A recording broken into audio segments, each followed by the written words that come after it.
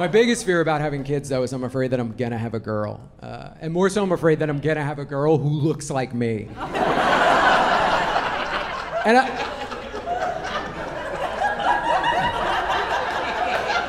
I don't mean like the little girl version of me. I mean like me now, currently. Because we've all seen that girl who looks like her dad, and she looks like a little 40-year-old plumber.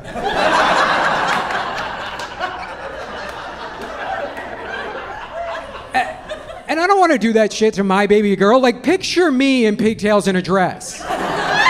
Yeah, no one's fucking that kid. Or not. I didn't mean it like that.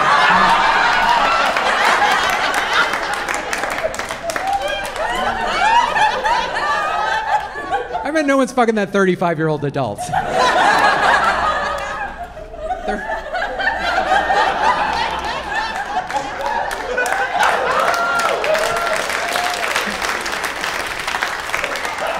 35's weirder, I think, actually. What age do I want my daughter to get fucked at? Yeah.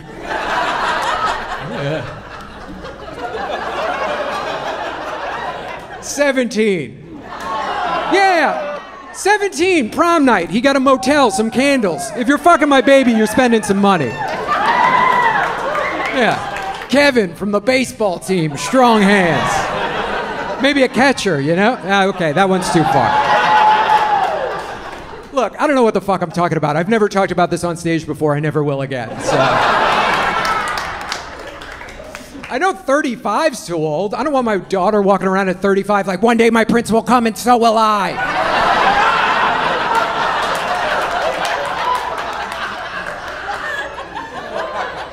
Yeah, we've all seen those people out in the world running through a park, yelling at pigeons like, get out of my way, I have a doctorate.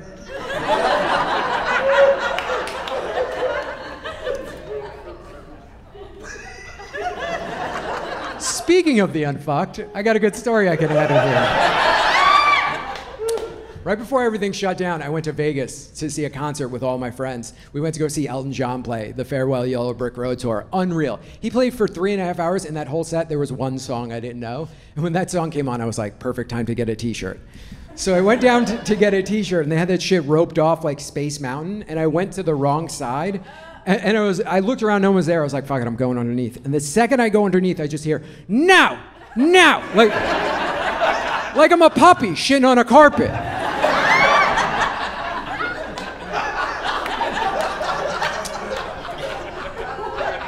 And I just look up and there's this red-faced woman storming towards me, and I'm like, oh my God, miss, I'm so sorry, I didn't see you, please go right ahead of me. She's like, you goddamn right I'm gonna go ahead of you, jerk. My friend's like, why is he a jerk? He's letting you go ahead of him. And she's like, shut up, you shithead. Who gets that angry at an Elton John concert? I'll tell you who, a lady who hasn't cummed in 100 years. Yeah. And in that moment, I just burst out laughing, and she goes, you know what? Go fuck yourself. And I was like, you know what? I did earlier today. That's probably why I'm being pretty chill about this whole thing right now. Maybe if you would have went and fucked yourself, we wouldn't be in this situation right now. Yeah, we'd both be back in our seats listening to Tiny Dancer. Maybe we need to get you a pocket rocket man of love. How did I get on that story? Oh, I was talking about my daughter no one would fuck. Okay, here we go. She'd have way too hard of a life growing up. She'd show up for like her first day of school and they'd be like, what do you want to be when you grow up, little girl? And she'd be like, princess! And they'd be like, how about heating and cooling technician?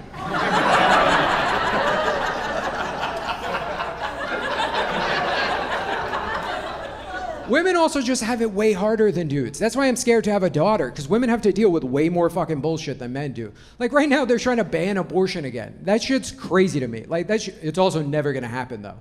Mostly because of the fact that no millennials can afford to have kids. None of us. Yeah, you wanna know I know that? Every millennial I know is still in their parents' phone family plan. Yeah. Like if you can't afford T-Mobile, you can't afford a baby. Like the only way millennials could afford to have kids is if 7 of us shared one, like an HBO Max password.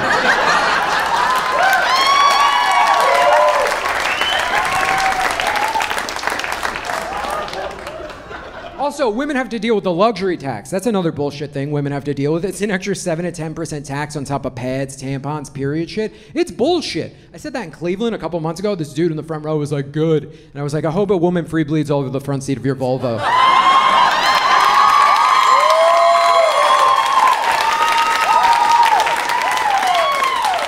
My Diva Cup crew over here. I know my ex was afraid to have kids too. I know that because she said to me, you better not get me pregnant. I know. And she said it just like that. Like we were two partners in a buddy cop film who hadn't started trusting each other yet. Like she was just like, you better not get me pregnant. I panicked. I was like, well, you better watch your back. Yeah, because that's where I'm going to put it. You guys get the point. I'm just kidding. She would never let me do that. Very sexually progressive, just hates a mess. Here's the thing. I don't want to get anyone pregnant. I'd like to have kids one day, but those are two totally different things. Like one of them involves a birthing plan, the other the word oops. Like, yeah, like when I have kids, I want to use words like excited and ecstatic. I don't want to make the same sounds as if I just dropped some red wine on a carpet. Just like, oh fuck! Oh shit, I'm so sorry! I could totally pay to have that taken out. Oh, fuck you guys. Don't know what that joke.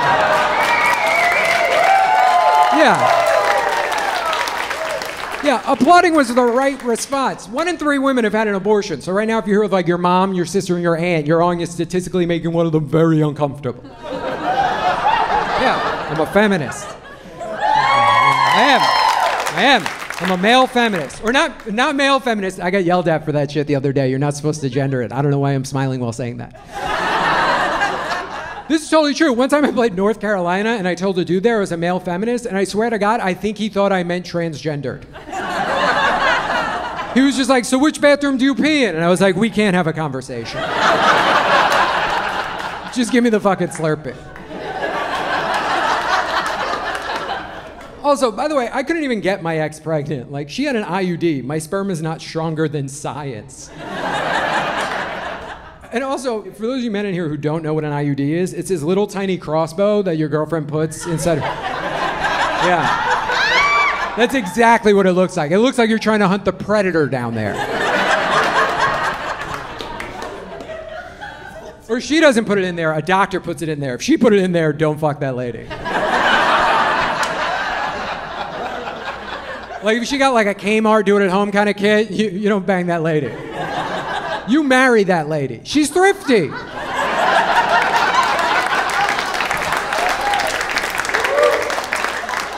I wish they made an IUD for dudes. I really do. I think that would be incredible if they made an IUD for men. But instead of stopping dudes from getting pregnant, it would just stop us from sleeping with women we shouldn't have kids with. Yeah. We could call it something like dignity. Self-respect, any of these names work. They better have a form of male birth control by the time I have a son. I'm not letting that kid go free swinging that dick in the streets. No way. I know what kind of stock my kid came from. I wish my parents would have kept my dick in a box till I was 28 years old. Then at least I'd have like an associate's degree. Yeah. Now when I fill out paperwork, I have to check some college. I might as well write in all alcoholism. I also just had my first pregnancy scare when I was super young. I was way too young. I was 13 years old. Yeah, I know. I don't look like a guy who was fucking at 13. I look like a man who's still saving himself for the Lord now. 13, that's way too young. You want to know how I know it's too young? I showed up on rollerblades to find out about it. I got there and she was like, you're probably going to want to take those off for this. And here's the crazy part too. When she told me, I swear to God, I was like, well, I'm definitely losing my allowance over this shit. By the way, I was not planning on having sex at 13. I didn't think I was like the man, you know what I mean? What happened was my parents were afraid I was already having sex, so my mom put condoms in my top drawer and told me they could be used on your wedding night, but they're there if you need them. I know, cool ass mom. And I told my girlfriend and she was like, we need them. I know, and I was like, thank you, mommy.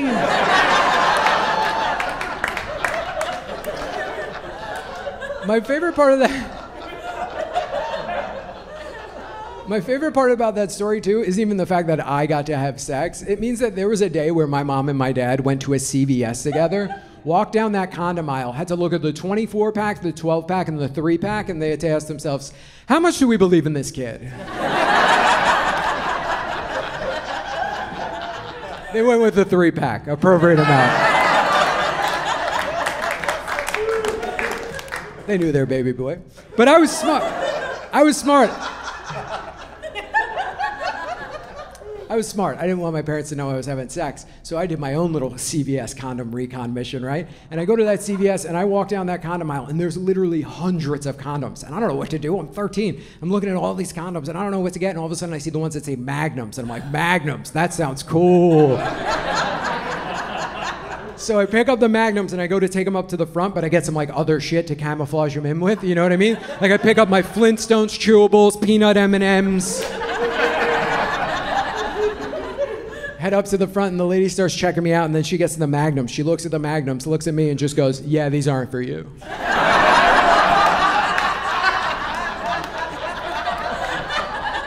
And she was right. She was doing me a solid. I would have been tying the other half off as a water balloon. So.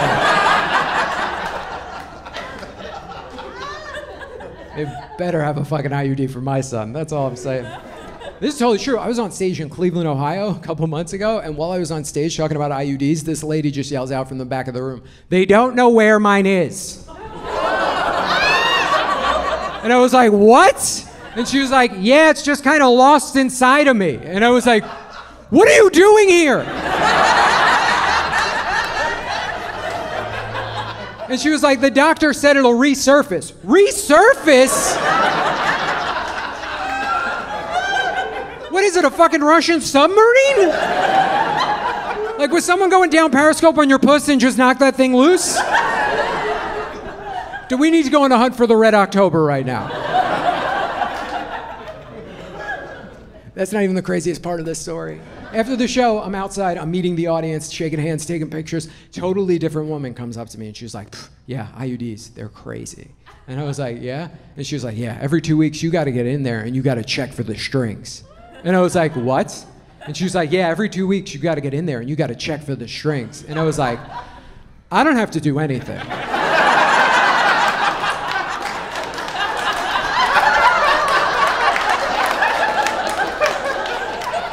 Who raised these people in Cleveland? My son's getting that fucking IUD.